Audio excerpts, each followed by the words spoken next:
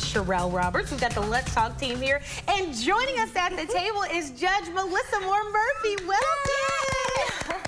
We are so glad to have you here. I'm excited to be here. Thank you. And you look amazing in that purple. Yes, you do. Yes. You were glowing. I have to Sherelle knows I normally wear red. Yes. 95% of her wardrobe is red. So she wore purple just for us. I'm so glad. So you are a Fayette County District Court judge. Yes. What does a district court judge do? So district court is our entry-level court system, and if you talk to any of our district court judges, we're going to tell you that we are the people's court, which is the truth. If you're ever going to be in the court system, it's going to be a district court. We do traffic offenses, misdemeanor offenses. Actually, every crime that happens in Fayette County starts in district court. Oh. Okay. If it remains a felony, it goes on to circuit court to be presented to the grand jury. In our civil side, we have probate matters, so wills, name changes, guardianship and conservatorship. So if you have family members that can't take care of themselves anymore, you need to file those petitions. Those are handled in district court. We also have juvenile court, and we handle all juvenile criminal matters. So we believe the busiest in the workload of our judiciary. So that's what that's what we do on a daily basis. It is a lot. Yes. Now you created this, you just mentioned it, the juvenile court. Let's talk about that. That was an initiative that you I won't say me, Okay. but we had a full team, juvenile treatment actually steering committee that was made of several community members that put in input, but I will give props where props are due. My judicial, I guess my sister, as I'd like to say, and my bestie, Judge Lindsay Hughes Thurston, she jumped on the bench before I did. So she started in 2019, and she started having these conversations with folks from NAMI locally, New Vista, about how we can do better with our young people in the court system.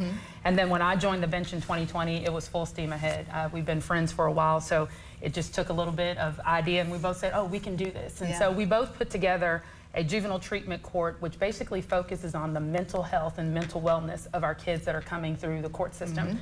We believe that our children don't wake up saying, I want to have drugs, I want to hold on to guns, and I want to commit crimes. That's not what our kids want to do. So there's some underlying issues that we need to address. Yes. Those adverse childhood experiences that a lot of times we're not talking about.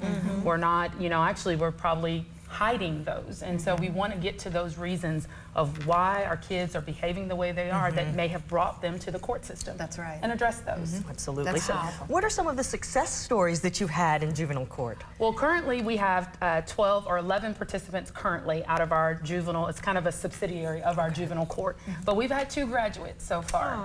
And one of them, he has turned 18. He graduated early from Bryan Station High School. He is a student at BCTC, and he's just doing well. We also have another graduate, also a graduate from Bryan Station High School. She graduated this past May. And both of them have just done wonders. They also are young parents, and they rely on us. They send us pictures of their kids. And so their charges were dismissed and expunged, and they're now moving on into having successful adult lives. That's great. And that's all we want to do. And we recognize we can't do this without our partners. We have wonderful folks. Our program coordinator is Kiwi Figs from Fayette County Public Schools. Kiwi is a godsend, and she checks on these young people to make sure that they know we're here for them. And we have their back at all times, but we've got partnerships with Fayette County Public Schools, BCTC, New Vista, NAMI. I could go on, but we believe has worked wonders because we're taking a deep dive to be sure that we talk to our children to say, we know that there's something else going on, so let's figure it out. Yeah. So you don't have to come back this road again. That's right. Yeah. That's okay. You're an incredible woman. You have 2 college students, a middle schooler, you're a wife, on top of your job, you're an active member of your church.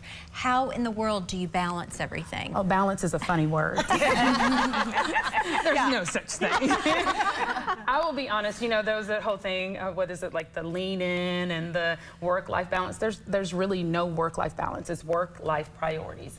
And there are things that you have to figure out at this time in my life, this is the focus. And so when I ran for office, my kids and my family knew this was the focus. So the laundry was really piled up.